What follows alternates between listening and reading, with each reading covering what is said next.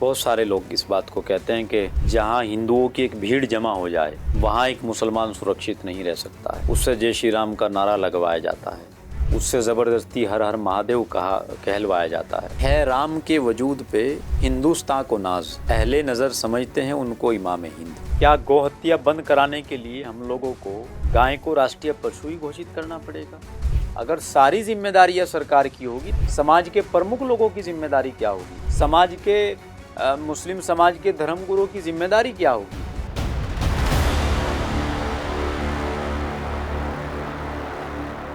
अपनी जिंदगी की उलझनों को सजदों में सुलझाया कर, वो परवरदिगार सब जानता है, तू बस हाथ फैलाया कर।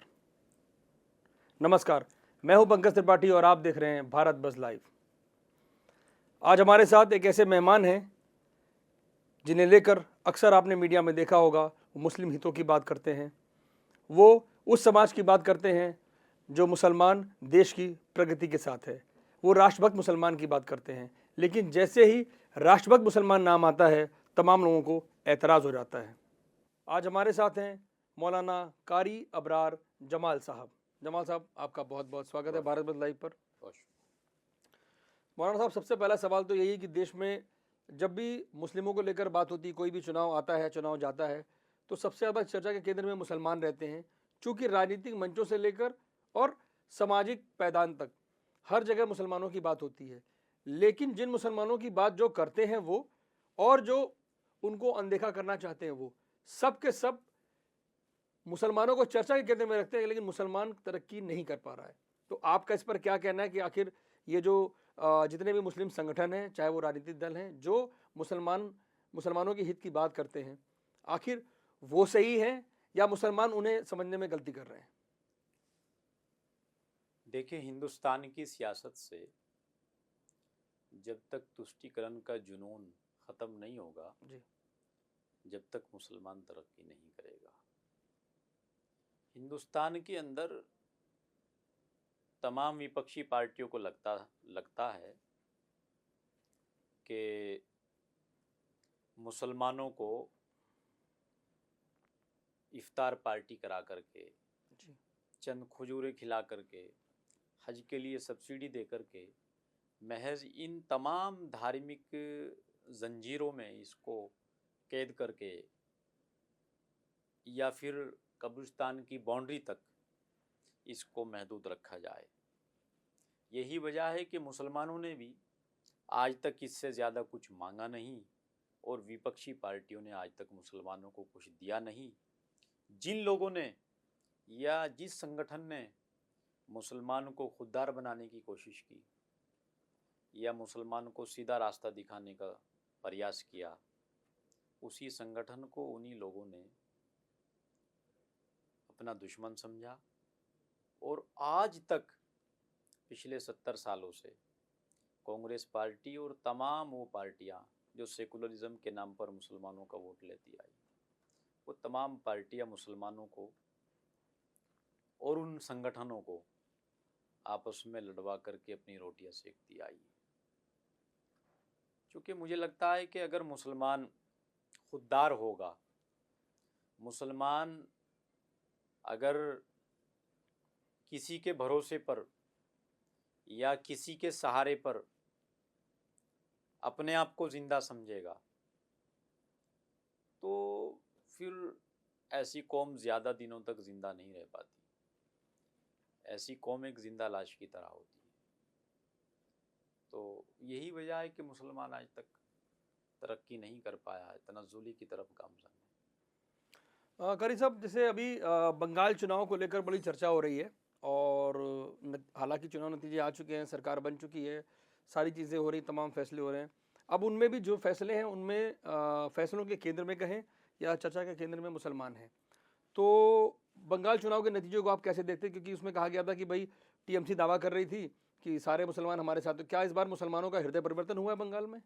देखिए, वहाँ का मुसलमान हो या वहाँ का हिंदू हो, जी, दोनों ही लोग परेशान थे।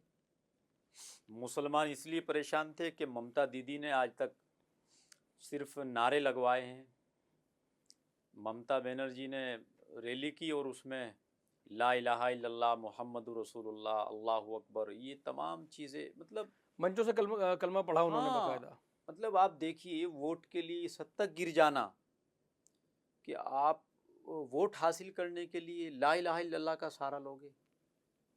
आप फिर से मुख्यमंत्री की कुर्सी संभालने के लिए अल्लाहु अकबर का नारा लगाओगे, कितना गिरोगे आप। और मुझे तो शर्म आती है उन लोगों को मुसलमान कहते हुए, जो मुसलमान उन सभाओं में, उन मजलिसों में मौजूद रहते थे। क्या उनको नहीं लगता था कि ये अल्लाह का नाम, ला इलाहा इल्लल्लाह का नाम, या एक पाक कलमे का इस्तेमाल सिर्फ सियासत की वजह से हो रहा है या सियासी इस्तेमाल हो रहा है? किसी मुसलमान ने नहीं टोका उनको कि आप कलमे का इस्तेमाल, आप अल्लाह अकबर का इस्तेमाल अपनी सियासत के लिए मत कीजिए। तो एक हर चीज़ की या तुष्टीकरण की या मतलब सेकुलरिज्म की एक हद होती है। सेकुलरिज्म हद से ज़्यादा बढ़ता है तो फिर वो तुष्टीकरण कहलाता है। तो वो नहीं, उनका सेक्युलरिज्म तो प्रो मुस्लिम ही रहा हमेशा, कि मुस्लिम वोट के लिए था बेसिकली। देखिए, किसी एक कौम को टारगेट बनाना, किसी के धार्मिक स्थलों पर हमले कराना, मुर्शिदाबाद में दंगे कराना, वहाँ के हिंदुओं की हत्या कराना, ये सेकुलरिज्म ना कल था, ना आज है, ना कल होगा। ऐसे सेकुलरिज्म की भारत के अंदर कोई जगह नहीं है। आप देखिए, उसके बाद फिर बंगाल चुनाव आया और बंगालियों ने अपनी एक नई राह चुनी और एक नई सरकार चुनी, एक राष्ट्रवादी सरकार ने वहाँ जन्म लिया। मौलाना साहब, गोकशी को लेकर जो है अभी जमीयत उलेमा हिंद के जो है संस्थापक मौलाना अरशद मदनी ने जो है बाकायदा तमाम उलेमाओं को लेकर, कुछ सिख नेता थे, कुछ उसमें हिंदू नेता भी, हिंदूवादी नेता भी थे, और एक बड़ा सा उन्होंने जलसा किया और उन्होंने ये कहा कि भाई आप गाय को राष्ट्रीय पशु घोषित कर दें तो ये गोकशी को लेकर जो जितनी भी अपराध होते हैं या मुस्लिमों पर अत्याचार होते हैं ये बंद हो जाएंगे। क्या मानना है आपका इस पर? देखिए, ये बयान तो उनका ठीक है, लेकिन मेरा एक सवाल है, जी। क्या गोहत्या बंद कराने के लिए हम लोगों को गाय को राष्ट्रीय पशु ही घोषित करना पड़ेगा? क्या मुसलमानों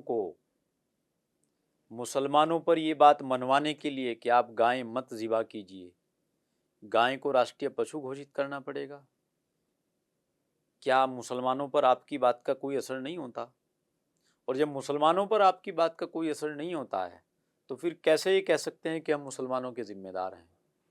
कैसे आप 40 करोड़ मुसलमानों की का नेतृत्व करने के लिए सुप्रीम कोर्ट, हाई कोर्ट चले जाते हैं? कैसे विदेशों से आप सारा माल ला कर के एक ख़ानदान में तकसीम कर रहे हैं? कैसे आप मुसलमानों के सहारे राज्यसभा जा रहे हैं, जाते थे? कैसे आप मुसलमानों के सहारे अपनी सियासत को चमका रहे हैं? आज तक 70 साल तक आप जिंदा हैं मुसलमानों के सहारे, बल्कि जमीयत उलमा हिंद को तो 106 साल हो गए, तो मुसलमानों के सहारे जिंदा हैं। क्या जमीयत उलमा हिंद की बात नहीं मानता है मुसलमान? या यूं कहिए कि जमीयत उलमा हिंद मुसलमानों को तंबी नहीं करता?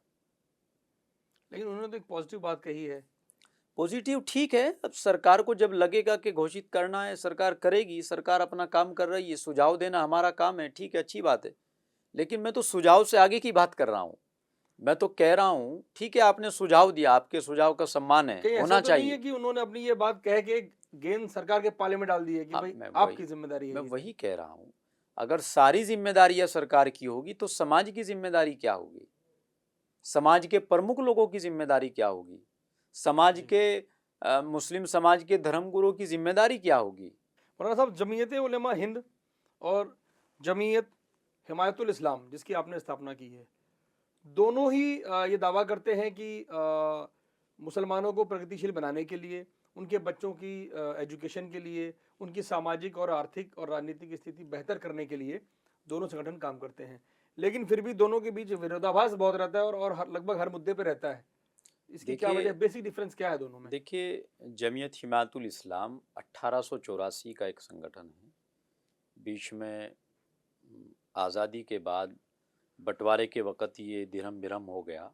उसके बाद फिर नए तरीके से इसकी शुरुआत हुई अब कुछ सालों पहले।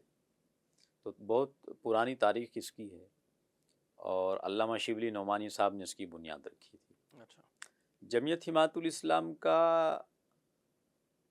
अपना एक टारगेट है, मुसलमानों को राष्ट्रवाद से जोड़ना और मुसलमानों को शिक्षा से जोड़ना। सिर्फ बयानों तक, सिर्फ तकरीरों तक, सिर्फ सम्मेलनों तक, सिर्फ विरोध प्रदर्शन तक महदूद नहीं रहना है। हमारा टारगेट स्पष्ट है कि हमें रामलीला मैदान भरने से हमारी तरक्की नहीं होगी। हमारी तरक्की एजुकेशन के साथ जुड़ने से, हमारी तरक्की राष्ट्र के साथ जुड़ने से होगी। जमीयत हिमायतुल इस्लाम का कोई कार्यकर्ता ज़कात पर, फितरे पर या सदक़े पर निर्भर नहीं है। जमीयत हिमायतुल इस्लाम का हर कार्यकर्ता अपना कारोबार करता है, छोटा छोटा उसमें से निकाल करके संगठन को आगे बढ़ाता है, चलाता है। तो जमीयत उलेमा हिंद भी ये दावा करते हैं कि वो भी यही सब काम करते हैं। अगर यही सब काम किया होता तो जमीयत उलमा हिंद को तो 106 साल एक्टिव रहते हुए हो गए। जमीयत हिमायतुल इस्लाम तो एक्टिव नहीं था, लेकिन जमीयत हिमायतुल इस्लाम, जमीयत उलमा हिंद तो 106 साल से एक्टिव है। जमीयत उलमा हिंद के सहारे तो आप कई कई बार राज्यसभा गए हो, आपने पूरे देश के मुसलमानों का नेतृत्व किया है, लेकिन उस नेतृत्व करते वक्त आपने मुसलमानों को क्या दिया है? जमीयत उलमा हिंद तो विदेशों से फंडिंग करता है मुसलमानों के नाम पर, और ये कहकर करता है, मैं आपके जिम्मेदारी के साथ कह देना चाहता हूँ आपके चैनल की मारिफत से, कि जमीयत उलमा हिंद बाहर विदेशों में जाकर के कहता है कि भारत का मुसलमान सबसे कमज़ोर है, भारत का मुसलमान के का घर सर पर छत नहीं है, भारत का मुसलमान कमज़ोर स्थिति में है। मतलब आप विदेशों में जाकर के अपनी जेब भरने के लिए भारत को नीचा दिखा रहे हो, भारत की सभ्यता से खिलवाड़ कर रहे हो, भारत की संस्कृति से खिलवाड़ कर रहे हो। चूँकि भारत की तो संस्कृति ये है कि अगर एक मुसलमान भूखा मर रहा है तो दूसरा उसका भाई हिंदू खाना लेकर के आ रहा है। भारत की तो सभ्यता ये है कि अगर पंजाब में बाढ़ आ रही है, अगर सिख भाइयों को परेशानी हो रही है तो मुसलमान राशन लेकर जा रहा है। लेकिन आप इस सभ्यता को तोड़ करके, इस संस्कृति को छोड़ करके आप विदेशों में हाथ फैला रहे हो, भारत को नीचा दिखा रहे हो, तो इसके जिम्मेदार कौन है? आप ही लोग हैं ना। तो जमीयत उलेमा हिंद बेसिकली आप जो कह रहे हैं कि वो सिर्फ भाषणों तक और मंचों तक ये सारी चीजें सीमित सिर्फ रामलीला मैदान तक सीमित है। हैं। मैदान तक मौलाना अरशद मदनी और महमूद मदनी चाचा भतीजों में भी विवाद हो गया, संगठन दोनों अलग हो गए हैं, लेकिन दोनों फिर बात दोनों की एक ही जैसी है। देखिए जमीयत उलमा हिंद जी। जिसको 106 साल हो गए, सिर्फ एक खानदान तक सीमित रह गए। पहले दादाजी अध्यक्ष थे, उसके बाद वालिद मोहतरम अध्यक्ष बने, उसके बाद जब चाचा जी को जगह नहीं मिली तो उन्होंने दूसरी जमीयत उलमा हिंद लॉन्च कर दी। मैं मुसलमानों से पूछता हूँ, जब इस्लाम के अंदर परिवारवाद की कोई जगह नहीं है तो फिर कब तक हमारे ये तमाम प्रमुख संगठन, जिन संगठनों के सहारे हम लोग रात दिन मुसलमान अपनी मेहनत की कमाई, अपनी खून पसीने की कमाई से पैसा निकाल करके इन संगठनों को दे रहा है, कब तक इन संगठनों की बागडोर महज एक खानदान तक सीमित रहेगी? आप जहां चले जाइए, मुसलमानों की जितनी धरोहर हैं तमाम पर एक महज कुछ खानदानों का कब्जा है। चले जाइए आप दिल्ली में जामा मस्जिद पर, बुखारी परिवार का कब्जा। चले जाइए आप अजमेर में, अजमेर के अंदर एक परिवार का कब्जा। चले जाइए आप बरेली के अंदर, अहमद रजा खान साहब के परिवार का कब्जा। चले जाइए आप देवबंद के अंदर, मदनी परिवार का कब्जा। आप कहीं पर चले जाइए, चले जाइए आप मरकज के अंदर, महज एक खानदान का कब्जा। तो आप इस खानदानी गुलामी से कब बाहर आओगे? मैं मुसलमानों से पूछना चाहता हूं कि मुसलमान इस खानदानी गुलामी से कब आजाद होगा? जबकि इस्लाम के अंदर परिवारवाद नाम की कोई चीज ही नहीं है, तसव्वुर ही नहीं है। जो लोग अपने आप को शाही इमाम कहते हैं और कहते हैं कि मेरे वालिद शाही इमाम थे, अब मैं शाही इमाम हूँ, मैं उनसे पूछना चाहता हूँ, जब इस्लाम के अंदर शाह का तसव्वुर ही नहीं है, बादशाहत का तसव्वुर ही नहीं है, तो आप क्यों ये शाही ड्रामा रच रहे हो? शाही इमाम तो प्यारे आका अलैहिस्सलातु वस्सलाम थे, वो चले गए। अब कहाँ आप चीफ इमाम और शाही इमाम बने घूम रहे हो? ठीक है, आप एक अच्छी शख्सियत के मालिक हो सकते हो, आप एक अच्छे इंसान हो सकते हो, आप एक अच्छे रहबर हो सकते हो, एक अच्छे रहनुमा हो सकते हो, एक अच्छे कायद हो सकते हो, एक अच्छे नेता हो सकते हो, एक अच्छे धर्मगुरु हो सकते हो, एक अच्छे इमाम हो सकते हो, लेकिन आप चीफ इमाम नहीं हो सकते हो, आप शाही इमाम नहीं हो सकते हो, आप प्रमुख इमाम नहीं हो सकते हो। तो ये सारी चीज़ें प्यारे आका अलैहिस्सलातु वस्सलाम के नाम के सामने ज़ेबा देती हैं। आपको इन तमाम चीज़ों का हक नहीं है, आप इस कौम को मत लूटिए। तो मैं कहना चाहता हूँ कि इस्लाम के अंदर अगर परिवारवाद की जगह होती तो प्यारे आका अलैहिस्सलातु वस्सलाम के बाद खलीफा हज़रत अली को बनाया जाता, चूँकि दामाद थे और बहुत लाडले थे, लेकिन नहीं बनाया।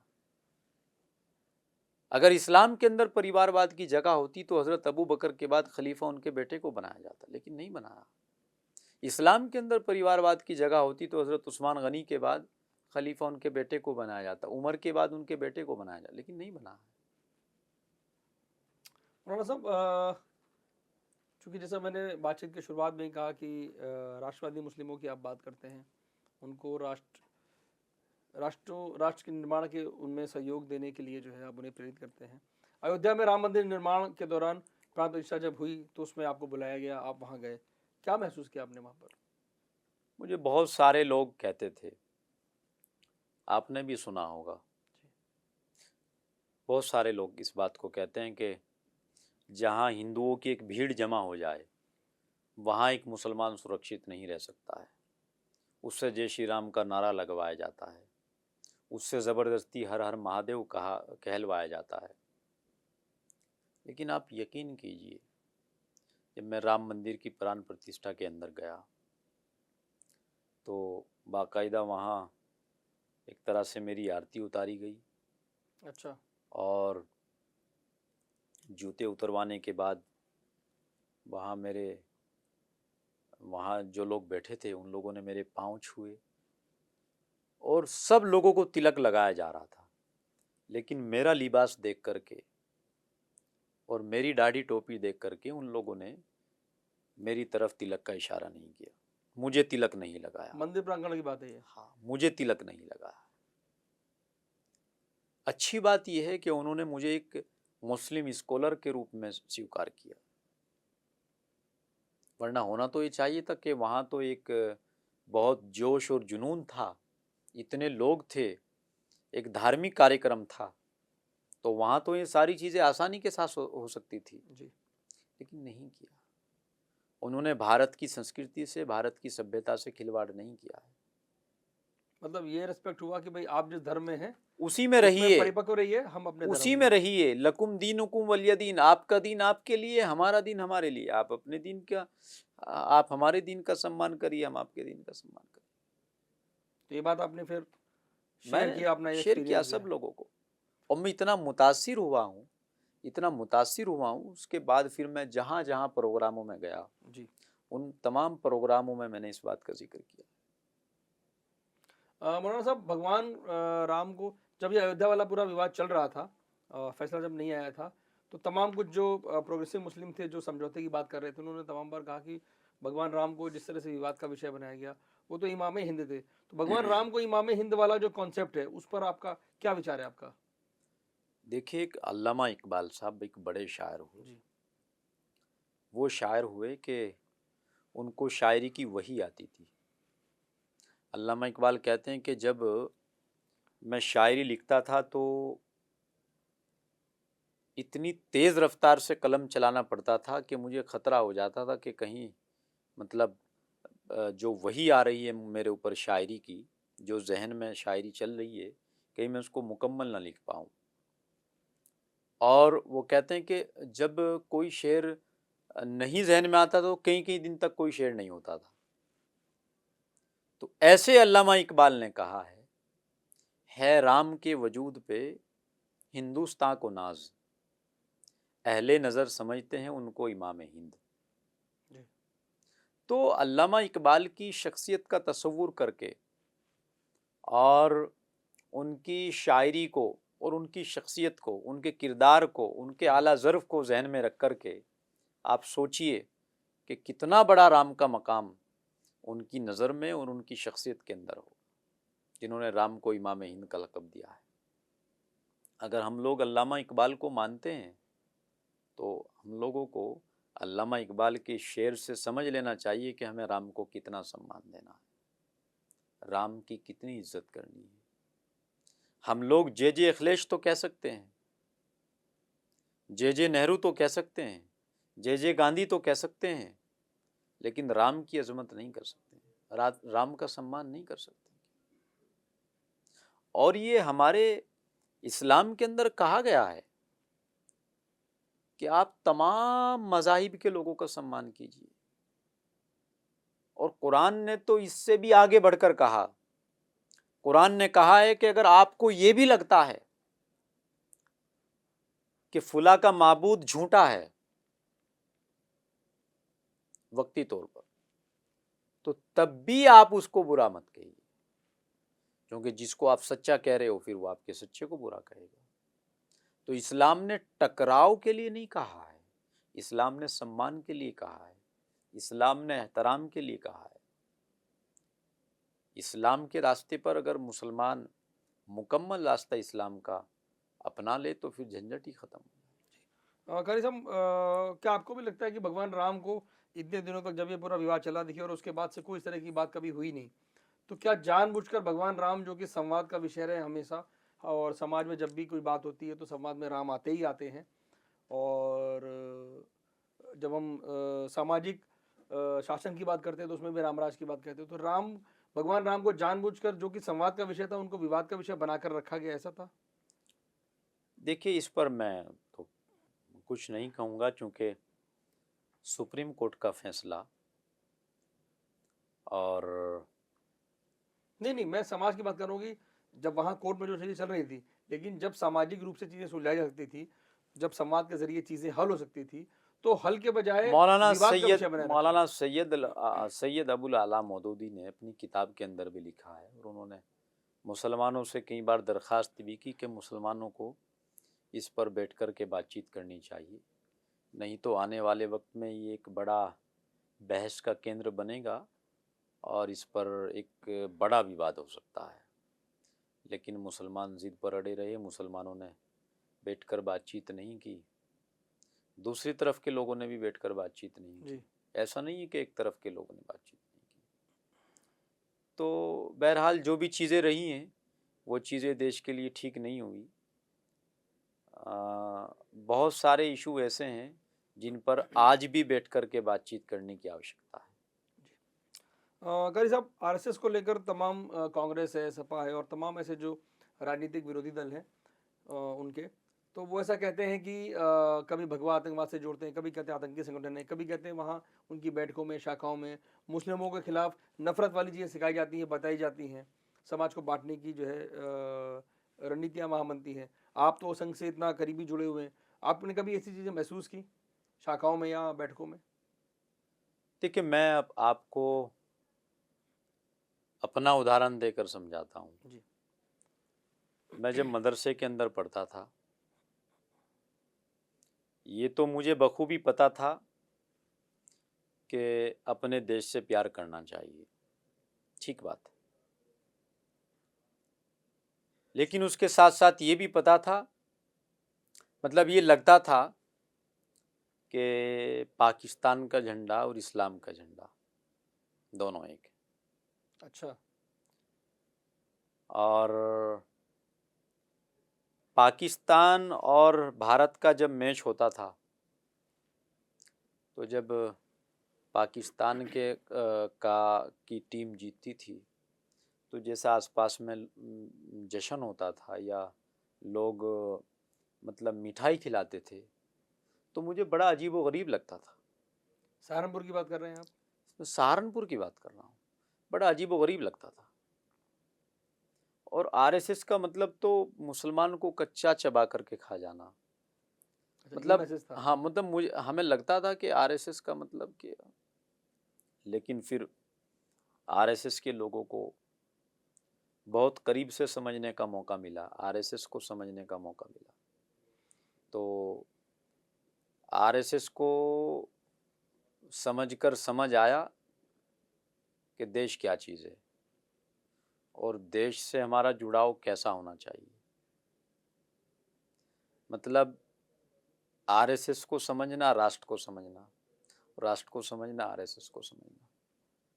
कभी आपको ऐसा लगा कि इस संघ की शाखाओं से लेकर और तमाम इनकी जो चिंतन बैठकें होती हैं या विमर्श को लेकर जो भी आयोजित होते हैं कार्यक्रम, उसमें कभी ऐसा लगा कि कहीं पर भी मतलब दबी जबान से भी कि यार मुसलमानों के अहित की कोई बात हो रही है वहाँ पर, हमें नहीं लगता है।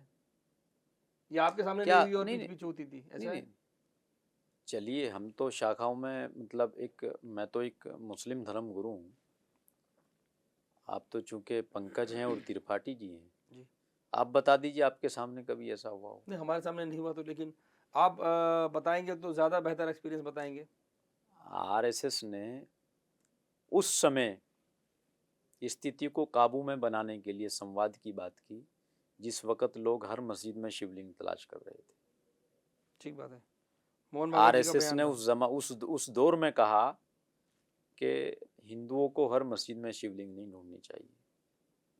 आरएसएस ने उस दौर में देश की रक्षा की, जिस दौर में देश को मतलब एक ऐसी स्थिति पैदा हो गई थी, चाहे वो इमरजेंसी का दौर रहा हो, चाहे वो कोविड का दौर रहा हो, चाहे वो दंगे फसाद का दौर रहा हो, हर हालात में आरएसएस ने मतलब देश पर, मतलब देश की सेवा की और राष्ट्र की सेवा की, समाज की सेवा की। करी साहब, दारुल उलूम देवबंद जो है, बहुत करीब से आप चूँकि सहारनपुर के ही हैं, और एशिया में इस्लामिक जो शिक्षण संस्थान में सबसे बड़ा संस्थान माना जाता है, प्रतिष्ठित है काफ़ी। वहाँ के मौलाना अक्सर जो है ऐसी बातें कह देते हैं, चाहे वो फतवों को लेकर हो या फिर देश से जुड़ी कोई भी बात हो। देश के मसलों पर जब भी बात करेंगे तो फिर उनके बयानों में ये झलकता है कि भाई हमें प्रो मुस्लिम बात करनी है, चाहे वो हिंदुस्तान का मुसलमान हो, चाहे वो दीगर देशों का मुसलमान हो। तो क्या, और आपका अक्सर टकराव भी होता रहता है, तो क्या मतलब उनकी क्या सोच है और क्या वो सोच सही है, क्या है? देखिए, मेरा उनसे सिर्फ इतना मतभेद है, मैं कहता हूँ कि वक्त के साथ साथ कुछ चीज़ों में आप लोग सुधार कर लीजिए। कोई महिला अगर बुर्का नहीं पहन रही है तो आप उस पर तो फतवा लगा देंगे, लेकिन एक नौजवान अगर एक उसी महिला को बहला फुसला कर लेकर जा रहा है, तो उस नौजवान के लिए आपके पास कोई सज़ा नहीं है। आपके पास फतवा देने के लिए तो कागज़ है, लेकिन आपके पास ऐसे लोगों के खिलाफ एक्शन लेने के लिए कोई जगह नहीं है जो लोग ऐसी ऐसी गतिविधियों में लिप्त हैं जिनकी इजाज़त न इस्लाम देता है, न समाज देता है, न संविधान देता है। मैं कहता हूँ अगर फतवा आप लगा रहे हो, वही बात जो अभी आप कह रहे थे, गौकशी की बात, जी। आप क्यों हर दिन फतवा नहीं लगाते गौकशी के खिलाफ? और फिर जो मुसलमान गाय काटता है, क्यों आप समाज में उसका हुक्का पानी नहीं गिरते हैं? क्यों आप उसका समाज से बाइकाट नहीं करते? क्यों आप उसको काफिर के दर्जे में शामिल नहीं करते हैं, जो कि आपका फतवा नहीं मानेगा? तो काफिर तो वो होना चाहिए, लेकिन काफिर किसको कह रहे हो आप? जो राष्ट्र की बात कर रहा है, जो देश की बात कर रहा है, जो भारत की संस्कृति को अपना रहा है, जो भारत की सभ्यता को अपना रहा है, उसको आप काफिर कह रहे हो। तो सवाल ये है कि आपको अगर फतवा लगाना है तो हर एक उस चीज पर लगाइए जिससे समाज को नुकसान हो रहा है, जिससे देश को नुकसान हो रहा है, लगाइए फतवा आप। कारी साहब, एक चीज लव जिहाद को लेकर भी जो है तमाम तरह के सवाल उठते हैं, तमाम घटनाएं भी हम देखते रहते हैं। लगाइए फतवा पुलिस लव से जिहाद लेकर के भी ऊपर में। आप आपने ये आपने इस जिक्र पूरे कर, वही मैं कह रहा इशू हूँ। को आप कैसे एड्रेस करते हैं? देखिए, मैं समझता हूँ कि जो मुसलमान लड़का या मुसलमान लड़की या किसी भी मजहब का, अगर वो महज शादी करने के लिए अपना धर्म परिवर्तन कर रहे हैं, तो वो न सिर्फ लव जिहाद है बल्कि वो एक जहालत है अच्छा। मेरी नज़र में। और इस्लाम की नज़र में भी अगर कोई लड़का, कोई मुस्लिम लड़का अगर किसी गैर लड़की, हिंदू लड़की को, गैर मुस्लिम लड़की को, जो मुस्लिम नहीं है, उस लड़की को सिर्फ अपने से शादी करने के लिए उसको मुसलमान बना रहा है, तो वो मुसलमान नहीं हो सकता। तो मैं समझता हूँ कि आप वो अपने समाज में शादी ब्याह करें और आप अपने समाज में शादी ब्याह करें, लेकिन जिससे कारी साहब यहाँ पर समाज में आपस में कोई जी टकराव। कारी साहब, यहाँ पर एक समस्या ये आती है कि लव जिहाद के तमाम केसेस में ऐसा पुलिस भी बताती है और चीज़ें सामने आती हैं कि नाम बदल कर, मतलब पहचान छिपा कर जो है ऐसा करने की कोशिश होती है, और बाद में फिर पहचान बताई भी जाती है कि हम फला फला हैं, और फिर इस बात का ये दबाव डाला जाता है कि आप धर्म अपना परिवर्तन कीजिए। देखिए, इस्लाम के अंदर लिबास के बारे में सिर्फ इतना जिक्र आया है, मैं विस्तार से बता देता हूँ आपको, कि आप ऐसा लिबास पहनो जिससे ये जाहिर हो कि आप मुसलमान हैं। अब जाहिर का नाम आते ही इसका मतलब ये है कि अपनी पहचान को आप जिंदा रखो, ठीक है बात। तो इस्लाम ने पहचान छिपाने के लिए नहीं कहा, पहचान को उजागर करने के लिए कहा है। टोपी नमाज के बगैर भी हो जाती, नमाज टोपी के बगैर भी हो जाती है, लेकिन आप टोपी इसलिए लगाते हो कि लगना चाहिए कि एक मुसलमान जा रहा है। तो आप नमाज के वक़्त टोपी लगाओगे, अपनी पहचान को ज़िंदा रखोगे, लेकिन जहाँ किसी लड़की को बहलाने फिसलाने की बात आएगी तो आप अपने हाथों में कड़ा पहन लोगे, आप माथे पर तिलक लगा लोगे। तो ये सरासर धोखा है। अल्लाह के नबी सल्लल्लाहु अलैहि वसल्लम ने फरमाया कि मेरा उम्मती हर काम कर सकता है, लेकिन एक झूठ नहीं बोल सकता है, किसी को धोखा नहीं दे सकता है। पहचान छिपा करके धोखा देना, इससे बड़ा पाप इस्लाम के अंदर नहीं हो सकता। और साहब, हमने देखा है कि जब कांवड़ यात्रा वगैरह होती है उस दौरान भी चीज़ें उठती हैं और आदेश आता है कि वही ये दुकानों के नाम बदल लिए, सारी चीज़ें इसमें आ गई। नाम रखा है शिवाय ढाबा और पता लगा चला रहे हैं उसको कोई मौलाना साहब। तो इन चीज़ों का लेकर विवाद होता है, तो इस पर हाँ, आप क्या कहना इस चाहेंगे? पर मैं जो कहना मुस्लिम चाहूँगा कि अगर आप मुसलमान हैं तो आप अपनी पहचान को ज़िंदा रखिए। अगर आपको लगता है कि मुसलमान नाम रख देने से आपकी ख़रीदो फ़रोख्त में कमी आएगी, आपका होटल नहीं चल पाएगा, तो इसका मतलब ये है कि अल्लाह जो रोज़ी दे रहा है आपको उस पर यकीन नहीं है, फिर आप मुसलमान नहीं हैं। ठीक बात। फिर आप धर्म परिवर्तन मुकम्मल तौर पर कर लीजिए, ताकि विवाद भी ना हो। कम से कम आपकी वजह से तमाम मुसलमान तो कटघरे में ना आए।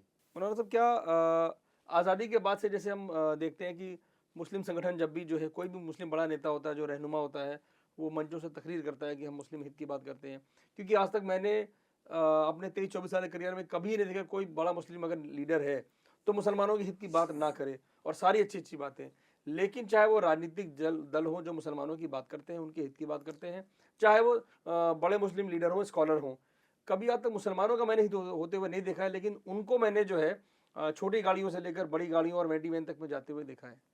सही है ये बात? आप असदुद्दीन ओवैसी की कोई तकरीर उठाकर देख लीजिए, जी। वो अपने भाषण में कहेंगे कि हम मुसलमान हैं, हम सिर्फ अल्लाह से डरते हैं। यार, ये कोई नई बात है? किसको नहीं पता है कि मुसलमान सिर्फ अल्लाह से डरता है? कि नौजवानों नमाजें पढ़ो, किसको नहीं पता कि नमाज मुसलमान के ऊपर फ़र्ज है?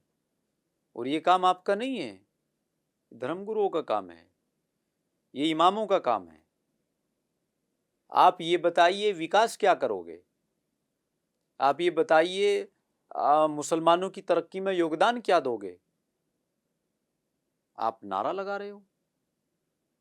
आप कह रहे हो कि हम मुसलमान हैं, हम अल्लाह के सिवा किसी से नहीं डरते। सबको पता है मुसलमान अल्लाह के सिवा किसी से डरता नहीं, और जो अल्लाह के अलावा किसी से डरने लग जाए वो मुसलमान नहीं है। तो आप मतलब आपने इस्लाम को अपनी पपोती समझ लिया है। आपने इस्लाम को अपनी सियासत के लिए इस्तेमाल करना शुरू कर दिया है। शर्म आनी चाहिए आपको, इतनी गंदी सियासत करने पर आपको, मतलब हद हो गई है। लेकिन वो तो कहते हैं कि जो गोकशी है उसके आरोप झूठे लगाए जाते हैं, जो लव जिहाद वाली चीज़ें हैं, पुलिस केस है, ये भी सारे झूठे हैं, सिर्फ मुसलमानों को फंसाने के लिए और उनको जो है भाजपा से डराने के लिए या भाजपा की सरकारों से डराने के लिए ऐसा किया जा रहा है। मेरे ऊपर कभी किसी ने गोकशी का आरोप नहीं लगाया, मेरे परिवार के ऊपर नहीं लगाया है। और कोई राष्ट्रवादी मुसलमान आकर बताए कि मेरे ऊपर गोकशी का केस लगाया किसी ने, कोई सीधा सच्चा मुसलमान आकर बताए कि गोकशी का केस लगाया है। लेकिन सवाल ये है कि अगर आप गोकशियों की पैरवी करोगे तो फिर दोषी लोग भी आपको आकर कहेंगे कि मैं निर्दोष हूँ, क्योंकि उसको लगता है ये तो गोकशी की पैरवी करता है, मेरी भी करेगा। कारी साहब, वंदे मातरम को देश के सभी शिक्षण संस्थानों में लागू करने की जो कोई बात बुरी कही बात जा नहीं रही है, कोई बुरी बात नहीं है। राष्ट्रीय गीत है, अच्छी बात है, लागू होना चाहिए।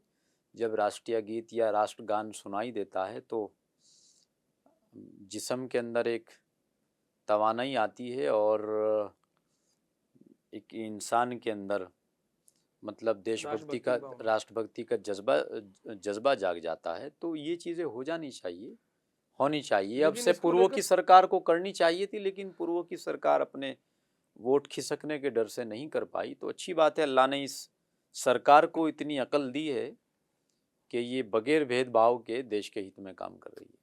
अल्लाह लेकिन सलामत रखे इसको। आप जो बात कर रहे हैं ये बहुत ही गिने चुने लोग करते हैं, क्योंकि बाकी जितने भी चाहे वो पॉलिटिकल लीडर्स हों, चाहे वो इस्लामिक लीडर्स हों, वो सब ये कहते हैं कि इस्लाम में तो ये सब हराम है और हम कैसे अल्लाह के अलावा हम किसी की पूजा नहीं करते हैं। नहीं, ये पूजा नहीं है। देखिए, वंदे मातरम का मतलब धरती की अजमत करना, धरती का एहतराम करना, पूजा करना भी हो सकता है, मैं इनकार नहीं कर रहा हूँ। लेकिन इससे भी इनकार आप नहीं कर सकते कि वंदे मातरम का मतलब अजमत नहीं है, वंदे मातरम का मतलब तारीफ नहीं है।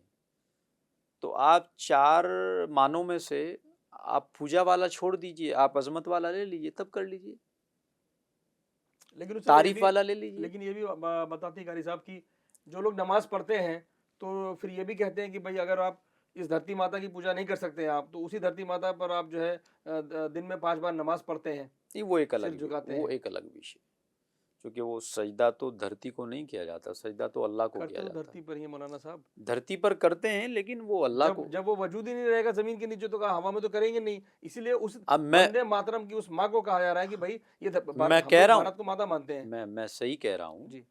मैं ये बात कह रहा हूँ कि इस धरती की अजमत करना, धरती का सम्मान करना, धरती की तारीफ करना, धरती की हमद करना इस्लाम के अंदर गुनाह नहीं है, बल्कि इस्लाम का हिस्सा है।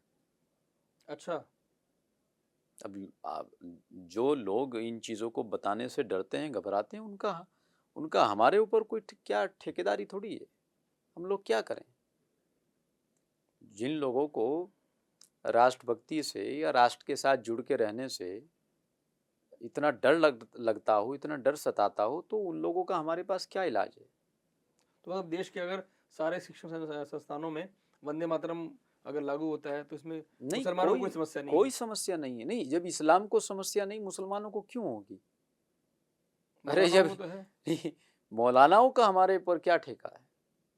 हम जिम्मेदारी के साथ कह रहे हैं कि इस्लाम के अंदर कोई समस्या नहीं है। नहीं, जो लोग कारी साहब अब विरोध करते इस्लाम हैं। को देखिए, सुनिए, जब नहीं, किसी मेरा एक चीज छोटा के सवाल है जब कि किसी चीज की जब जो किस लोग विरोध करते हैं वो ये कहते हैं कि हम पूरे मुसलमानों की आवाज ये है उनके ये। कहने से क्या होता है? पूरे मुसलमानों की आवाज तो इस्लाम है ना, वो लोग कुछ चुनिंदा लोग नहीं है, और इस्लाम अनुमति दे रहा है, तो आप इस्लाम की बात मानोगे या उन मौलानाओं की बात मानोगे? चलिए, सड़कों पर नमाज बैन करने के फैसले को आप कैसे देखते हैं? अच्छी बात है कि सड़क पर नमाज नहीं होनी चाहिए, क्योंकि सड़क जो है रास्ता है, और रास्ता रोकने के लिए इस्लाम ने मना किया है। जी। मुसलमानों का कोई त्यौहार सड़क पर नहीं मनाया जाता है, लेकिन सरकार को कम से कम ऐसे लोगों पर भी कार्रवाई करनी चाहिए जो लोग दूसरे धार्मिक आयोजनों में सड़क को जाम करते हैं, रास्ता रोकते हैं। लेकिन नमाज बैन के सड़कों पर नमाज बैन के जो फैसले हैं उसको लेकर तो आम मुसलमान भी ये कहता है कि अब तक तो होता रहा, हमने खुद देखा है, सपा की सरकारों में देखा है, मैं क्या कांग्रेस की कह रहा सरकारों हूँ, में देखा है। सड़क पर नमाज नहीं होनी चाहिए, लेकिन सड़क पर दूसरे जुलूस भी नहीं होनी चाहिए। सड़क चलने के लिए है, रास्ता बाधित नहीं करना चाहिए। ये तमाम मज़ाहिब के लोगों पर लागू कर देना चाहिए। और जो मुसलमान कहते हैं कि सड़क पर नमाज हो जाती है, वो मुसलमान मुझसे आकर सवाल जवाब करें कि कैसे हो जाती है। हुकूमत की गाइडलाइन है कि नहीं होगी, तो फिर नहीं होगी। हाँ, क्योंकि इस्लामिक कंट्रीज तक में नहीं होती है तो नहीं फिर होती है, किसी इसको देश में जो नहीं है। होती, सऊदी में नहीं होती, हाँ। यूरोप अमीरात में नहीं होती, यूए में नहीं होती, कुवैत में नहीं होती, तो फिर यहाँ आप कौन सा कानून लागू कर रहे हैं? लेकिन इसको तो हमेशा एक धार्मिक नजरिए से ही कहा जाता है कि मुसल वो ये नहीं कहते, जो विरोध करते हैं वो ये नहीं कहते कि ये सड़क जो है पब्लिक के लिए है, सार्वजनिक जगह है, वहां से हिंदू भी निकल रहा है, मुस्लिम भी निकल रहा है, सारे लोग निकल रहे हैं। वो ये कहते हैं कि ये चूंकि सिर्फ और सिर्फ इस्लाम के खिलाफ है, शरिया के खिलाफ है, उसकी खिलाफत की वजह से फैसला हो रहा है। सुन लीजिए, जो मौलाना इस बात को कहते हैं या जो कुछ चुनिंदा मुस्लिम नेता कहते हैं, उनके पीछे उन तमाम पार्टियों का हाथ है जिन पार्टियों ने मुख्यमंत्री आवास में, प्रधानमंत्री आवास में मुसलमानों के हित की बात ना करके मुसलमानों के लिए इफ्तार पार्टियों का आयोजन किया, महज चंद खजूरें देकर के मुसलमानों को खुश किया है। तो इन तमाम लोगों के पीछे उनका हाथ होता जी। अब मौलाना साहब, मोदी योगी सरकारें सबका साथ सबका विकास वाला जो नारा देती हैं, तमाम मुस्लिम स्कॉलर्स, मुस्लिम लीडर्स और विरोधी दल कहते हैं कि नहीं, ऐसी बात नहीं है, वो मुसलमानों को अलग करते हैं। लेकिन उनके फैसले में आप क्या देखते हैं? चाहे वो राशन से लेकर घर तक देने की बात हो, चाहे वो एजुकेशन की बात हो, स्पेशल पैकेजेस देने की बात हो, तो सबका साथ सबका विकास वाली चीज़ें फॉलो हो रही हैं या नहीं हो रही हैं? हो रही है। हो रही हैं। आप देखिए, किसी भर्ती के अंदर आप देख लीजिए, आप उसको सिस्टम की निगाह से देखिए ना, सिस्टम के अंदर मुसलमानों को कितनी हिस्सेदारी मिल रही है।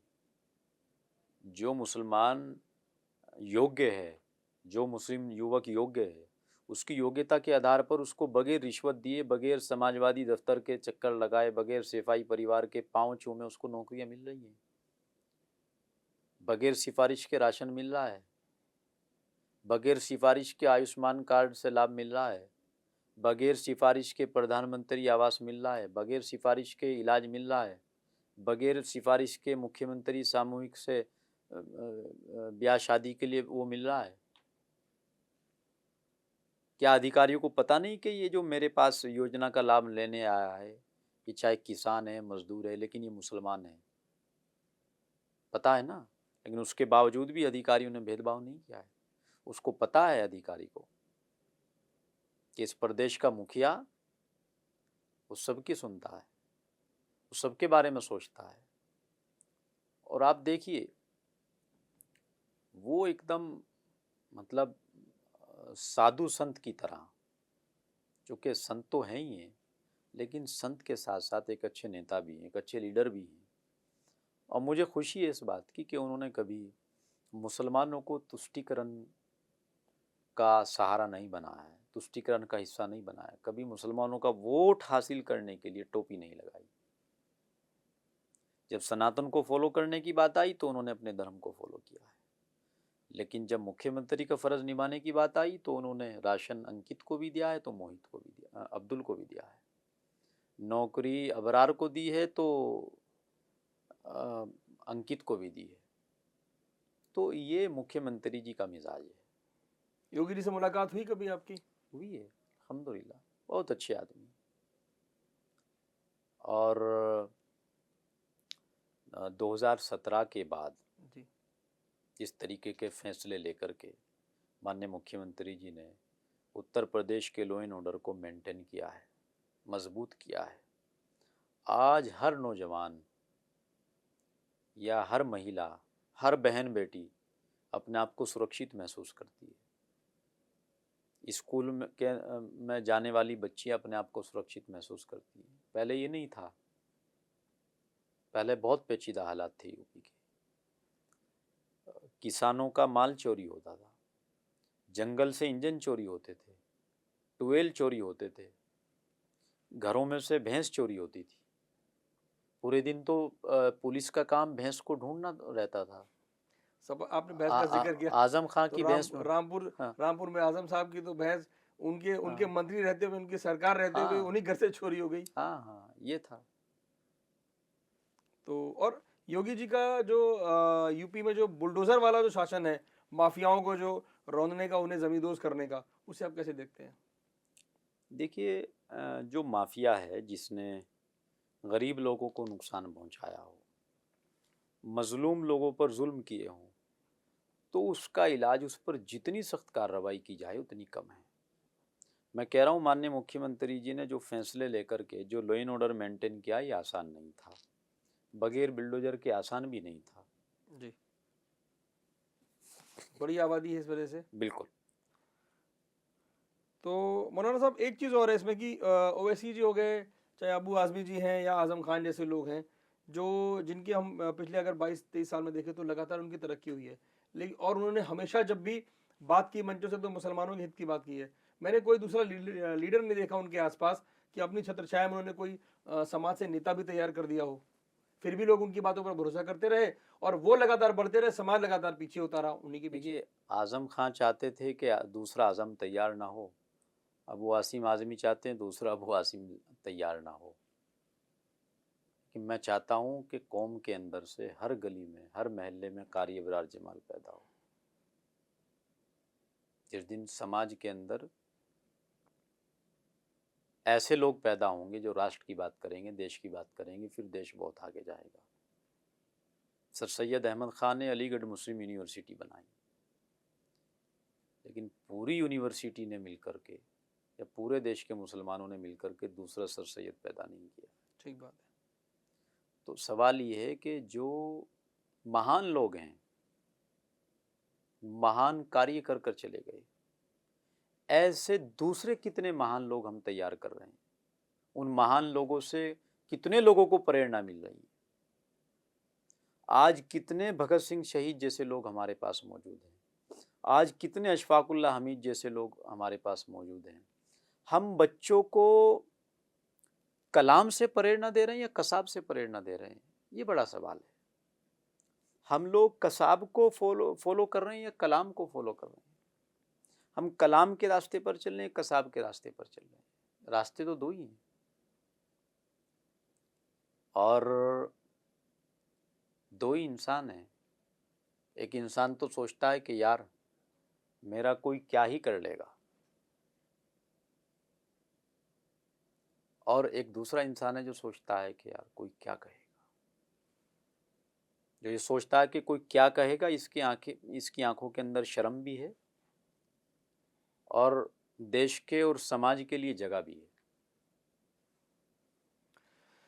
तो ये थे हमारे साथ जमीयत हिमायतुल इस्लाम के अध्यक्ष कारी अबरार जमाल साहब। जमाल साहब ने हर एक मुद्दे पर बेबाक राय रखी। उन्होंने बताया कि देश के मुसलमानों की जो सोच है वो प्रगतिशील होनी चाहिए, विकास की ओर होनी चाहिए। ऐसे लोगों से उन्हें बचना चाहिए जो मंचों से तो उनके हितों की बात करते हैं, लेकिन वास्तव में ना तो वो उनके विकास के बारे में सोचते हैं और ना ही वो उनकी तरक्की के बारे में सोचते हैं। मुसलमानों को हमेशा मुख्य धारा में रहना चाहिए और साथ ही विकास में योगदान देना चाहिए ताकि देश भी उनको माने, और वो तो देश को मानते ही हैं। कारी साहब, आपका बहुत बहुत धन्यवाद भारत बस से बात करने के लिए। बहुत बहुत धन्यवाद।